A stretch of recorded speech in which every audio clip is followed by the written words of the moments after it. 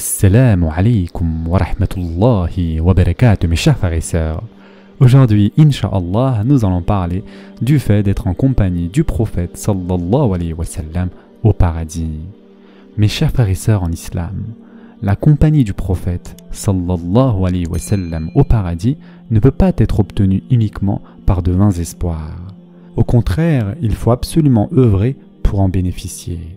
Les moyens à mettre en œuvre et les actes à accomplir pour arriver à bénéficier de sa compagnie au paradis sont nombreux. Parmi eux, l'aimer, lui obéir, prier pour lui, avoir un bon comportement, se préoccuper de l'éducation des filles et des sœurs, prendre en charge un orphelin, accomplir beaucoup de prières. Et si chaque personne espère réaliser dans sa vie des objectifs pour lesquels il œuvre et cherche à atteindre et sacrifie tout ce qu'il a pour y arriver, le souhait du jeune compagnon Rabi'a ibn Ka'b al-Aslami radiallahu an était d'être en compagnie du prophète sallallahu alayhi wa sallam au paradis. Rabi'a ibn Ka'b al-Aslami radiallahu an faisait partie des compagnons qui étaient pauvres, ceux qui n'avaient pas de maison où habiter. Ils sont connus à travers la biographie prophétique sous l'appellation des hommes de la Souffa, qui signifie le lieu situé à l'arrière de la mosquée du prophète sallallahu alayhi wa sallam où les compagnons les plus démunis trouvaient refuge. Abu Hurayra radiallahu an a dit « Les hommes de la Souffa sont les invités de l'islam. Ils n'avaient ni famille, ni argent, ni personne auprès de qui trouver refuge. » Et ce hadith a été rapporté par Bukhari. Mes chers frères et sœurs en islam, la Souffa est le nom par lequel on désigne le lieu ombragé situé à l'arrière de la mosquée du prophète sallallahu alayhi wa sallam où les compagnons démunis trouvaient refuge. C'est en raison de ce nom qu'on appelle ce qui est resté ainsi. Et Ibn Hajar a dit « La Souffa est le nom du lieu ombragé situé à l'arrière de la mosquée du prophète sallallahu alayhi wa sallam où les étrangers démunis qui n'avaient pas de famille trouvaient refuge. » Rabi'a radiallahu an était toujours en compagnie du prophète sallallahu alayhi wa sallam et il était à son service. Il lui apportait de l'eau pour qu'il fasse ses ablutions et tout ce dont il avait besoin. Au cours de certains événements, il a exprimé le plus clairement du monde son souhait le plus cher, qu'Allah l'affranchisse du feu de l'enfer et lui permette d'être en compagnie du prophète sallallahu alayhi wa sallam au paradis. Et quelle différence il y a entre les souhaits des uns et des autres. Ibn al-Qayyim a dit « Si tu veux connaître les différents degrés de motivation des gens, alors regarde quelle était la motivation de Rabi'a ibn Ka'b al-Aslami radiallahu an. » Le prophète sallallahu alayhi wa sallam lui a dit « Demande-moi ce que tu veux. » Et il a dit « Je te demande de pouvoir être en ta compagnie au paradis. » Alors que d'autres lui demandaient de quoi remplir leurs panses ou recouvrir leur nudité. Rabi'a ibn Ka'b al-Aslami radiallahu an, le serviteur du messager d'Allah sallallahu alayhi wa sallam, a dit « Je passais la nuit chez le messager d'Allah sallallahu alayhi wa sallam, lui apportant l'eau nécessaire pour ses ablutions et tout ce dont il avait besoin. Il me dit une nuit « Demande-moi ce que tu veux. » Je lui dis « Je vais être en ta compagnie au paradis. » Le prophète sallallahu alayhi wa sallam dit « Rien d'autre?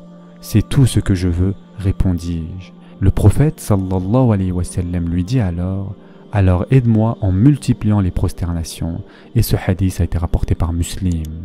Dans une autre version de ce hadith rapporté par l'imam Ahmed, Rabi'a a dit j'étais au service du messager d'Allah sallallahu alayhi wa sallam et je faisais tout ce dont il avait besoin tout au long de la journée jusqu'à ce qu'il prie le Aïcha. Je m'asseyais alors devant la porte de sa maison en me disant qu'il aurait peut-être bien besoin de quelque chose. Je disais sans arrêt « Subhanallah, Subhanallah, Subhanallah wa bihamdihi » et ce, jusqu'à m'enlacer et revenir sur mes pas ou que le sommeil eut raison de moi et que je finisse par m'endormir. Un jour, il me dit « Puisqu'il voyait à quel point j'étais toujours prompt à le servir, demande-moi ce que tu veux, Rabi'a, je te le donnerai. » Rabi'a radiallahu an dit « Je regarde ce qu'il en est et te tiens informé de ce que je veux. » Rabi'a radiallahu an se dit « J'ai bien réfléchi et j'ai pris conscience que ce monde est éphémère et finirait par disparaître. J'obtiendrai de toute façon la subsistance qui me suffira pour vivre. Je devrais plutôt demander au messager d'Allah, sallallahu alayhi wa sallam, ce qui me sera utile dans l'au-delà. Il bénéficie auprès d'Allah du rang qui est le sien, c'est-à-dire le rang de prophète. J'allais donc le voir et il me dit Qu'as-tu décidé, ô Rabi'a? Je dis, oui, ô messager d'Allah, je te demande d'intercéder auprès d'Allah en ma faveur pour qu'il m'affranchisse de l'enfer. Le prophète sallallahu alayhi wa sallam me demanda, et qui t'a dit de demander cela? Par Allah qui t'a envoyé avec la vérité, personne ne m'a demandé de le faire. Mais quand tu m'as dit de demander ce que je voulais, et tu me le donnerais, et vu que tu bénéficies du rang qui est le tien auprès d'Allah, j'ai bien réfléchi et j'ai pris conscience que ce monde est éphémère et finirait par disparaître. J'y obtiendrai la subsistance qui me suffira pour vivre, et que je devrais plutôt demander au messager d'Allah, sallallahu alayhi wa sallam, ce qui me sera utile dans l'au-delà.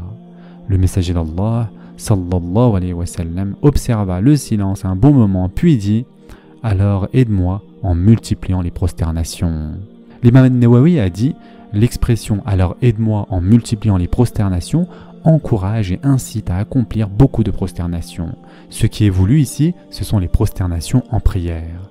Quant à As-Suyuti, il a dit « Ceci est une métaphore qui désigne de nombreuses prières. » Et l'imam An-Nasa'i a dit « Cela signifie « Aide-moi pour que tu puisses obtenir ce que tu veux, être en ma compagnie au paradis en accomplissant beaucoup de prières. » Il a cité spécifiquement la prosternation parce que cet acte rabaisse l'ego et le terrasse puisqu'il s'agit de poser la partie du corps la plus noble et la plus haute par terre. Et toute âme qui s'humilie devant Allah mérite sa miséricorde. Et aussi parce que le moment où le fidèle est le plus proche de son Seigneur est lorsqu'il se trouve en prosternation en raison de ce verset.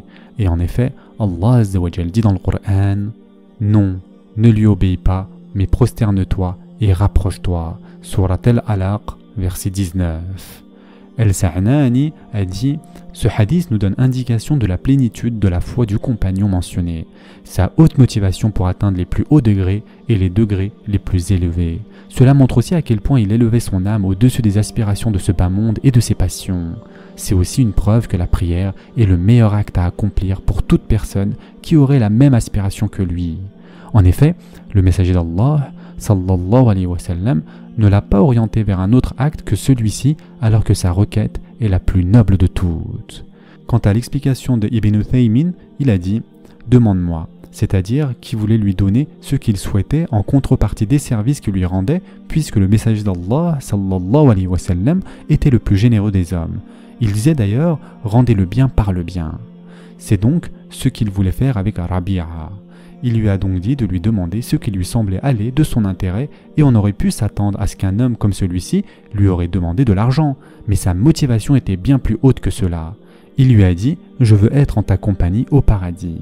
C'est comme s'il lui disait « Tout comme je suis avec toi ici en ce monde, je souhaite être avec toi au paradis ».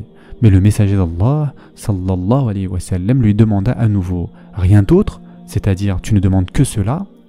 De plus, ces derniers propos, c'est-à-dire « alors aide-moi en multipliant les prosternations », c'est-à-dire en accomplissant beaucoup de prières.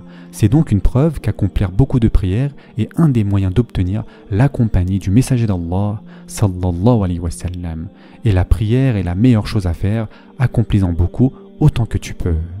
Malgré le haut rang et statut qui étaient les siens, de même que ses nombreuses responsabilités, le messager d'Allah, sallallahu alayhi wa sallam, était proche de ses compagnons.